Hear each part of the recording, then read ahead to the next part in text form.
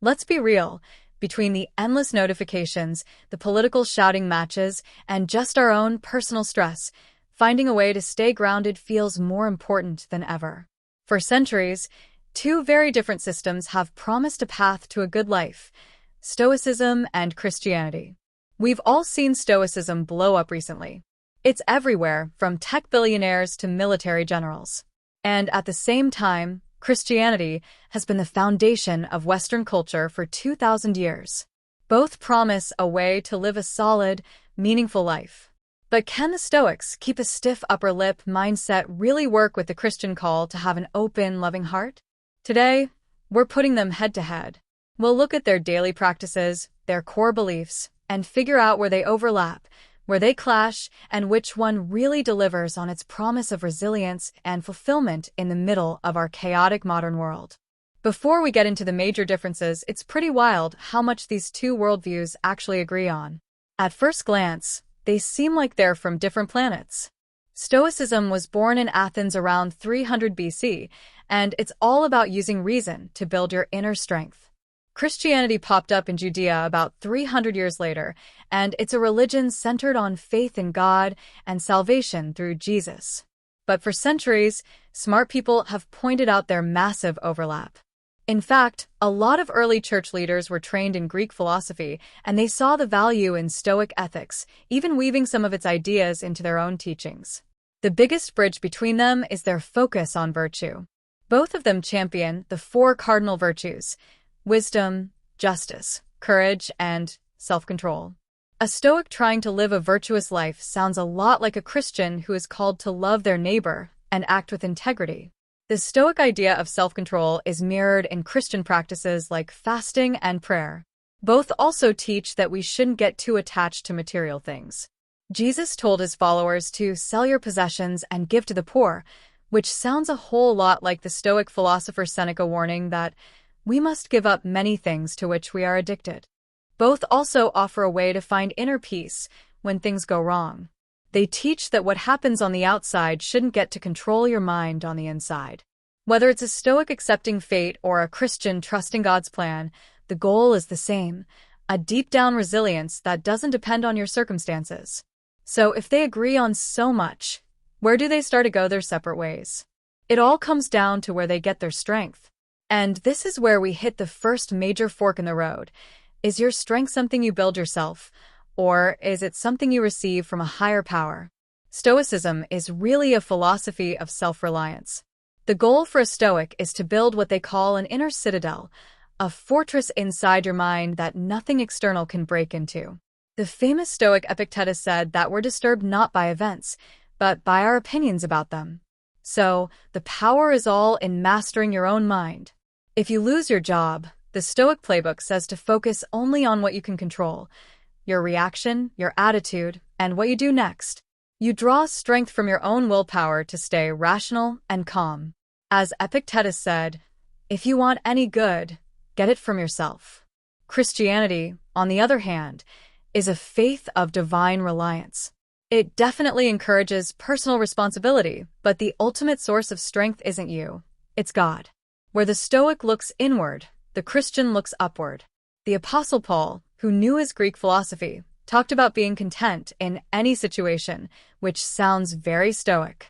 But then he added a radical twist: I can do all this through him who gives me strength. For him, the power wasn't coming from his own inner toughness, but from Christ. In that same job loss scenario, a Christian might pray, lean on their church community for support, and trust that God has a plan, even if it's painful. This isn't about being passive. It's about actively trusting a personal God who is involved in your life. So while the Stoic builds a fortress of self-sufficiency, the Christian finds a refuge in God's sufficiency. That brings us to another huge split. What do we do with our feelings? The stereotype of a Stoic is some robot who doesn't feel anything, and while that's not totally fair, there's a little bit of truth to it. The Stoic goal is a state called apatheia, which doesn't mean apathy like we think of it. It means being free from destructive emotions. Stoics see feelings like rage, intense fear, or jealousy as the result of bad judgment. They're internal freakouts about external things we can't control, so the goal is to use reason to manage and shrink them. The point isn't to stop feeling, but to stop being controlled by feelings that wreck your life. Christianity has a totally different model. It doesn't tell you to suppress your emotions. It tells you to bring them into the light. The Bible is packed with people expressing raw, intense emotions, from Job's grief to the Psalms full of despair and the pure joy of Mary. Jesus himself wept. Emotions aren't seen as mistakes, but as a real part of being human that you're supposed to bring to God. Instead of detachment, Christianity calls for compassionate action that's fueled by love, specifically agape love, which is a selfless, sacrificial love for others. Where a Stoic might try to remain untroubled by the world's pain, a Christian is called to step into that pain with compassion, all because of their love for God and other people. So while Stoicism gives you a great toolkit for managing your emotional state, Christianity suggests that your emotions, even the painful ones, can actually lead you to a deeper connection with God and with others. This next one is maybe the biggest difference of all: their approach to suffering. Both agree that suffering is a part of life you can't avoid, but they see its purpose in very different ways. For the Stoics, suffering is mostly a test of your character. It's a chance to practice being virtuous. Hardship is basically a workout for your soul. When you get sick or face injustice, a Stoic sees it as an opportunity to be more courageous, patient, and resilient. The events themselves aren't good or bad. Your response is what defines you. Marcus Aurelius wrote that the obstacle in your path becomes the path. It's a really powerful way to build mental toughness. Christianity, though, sees suffering as something that can be redemptive. It's not just a test. It has a deeper meaning because it can connect you to the suffering of Christ. There's a core belief that God can use your hardships to bring about something good. This doesn't mean suffering itself is good, but that it's not pointless. Christians find comfort in knowing God is with them in their pain and in the hope of an afterlife where all suffering ends. And that points to a key distinction. Stoicism doesn't really focus on an afterlife. While some ancient Stoics speculated about it, the main point was always about living virtuously now because this life is the only one we know for sure. Christianity, however, is anchored in the hope of eternal life. That hope doesn't erase the pain of today, but it puts it in a different frame, offering a kind of comfort and strength that Stoicism just can't. Christianity offers hope in suffering, while Stoicism offers endurance through it.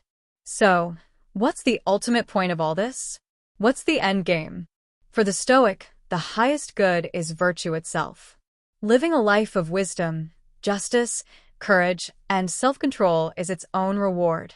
The goal is to live in harmony with reason and nature, to achieve a state of inner peace and moral greatness, no matter what's happening around you. It's a really solid, self-contained ethical system. For the Christian, the ultimate goal isn't a state of being, it's a relationship. The highest good isn't virtue, but knowing and loving God. Virtues like love, humility, and forgiveness aren't just goals in themselves. They're the natural result of being in a relationship with a personal God. The main event is to love God and love your neighbor. This shows us the final, critical difference. Stoicism is mainly a horizontal philosophy.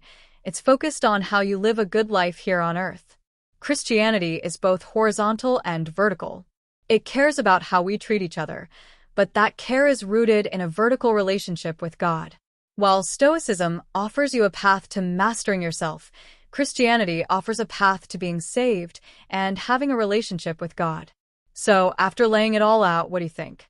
Do you find more practical strength in the Stoic's inner fortress, or more hope in the Christian's trust in God's grace? Do you think you can blend these two paths, or are they just too different? Let us know what you think in the comments. We read every one, and your perspective makes this whole conversation better for everyone. So, what's the takeaway here? The truth is, both have incredible wisdom to offer. Stoicism gives you an amazing psychological toolkit for building resilience, handling anxiety, and focusing on what you can actually control. Its practical exercises can help pretty much anyone live with more peace and purpose, no matter what they believe. But where Stoicism offers tools, Christianity offers a home. The Stoic focus on self-reliance can, at times, feel a little cold or lonely. It's brilliant at teaching us how to endure life, but it doesn't have a great answer for that deeper human need for meaning, hope, and a love that's bigger than us. Christianity answers those needs with the promise of a personal relationship with a God who enters into our suffering, offers forgiveness when we mess up, and gives a hope that lasts beyond this life. In the end, maybe you don't have to choose one over the other. Many people find that Stoic practices can actually make their Christian faith stronger, helping them live with more self-control and purpose. But while Stoicism can help you build a better version of yourself, Christianity claims it can connect you to something far greater than yourself, a power that offers not just resilience, but redemption.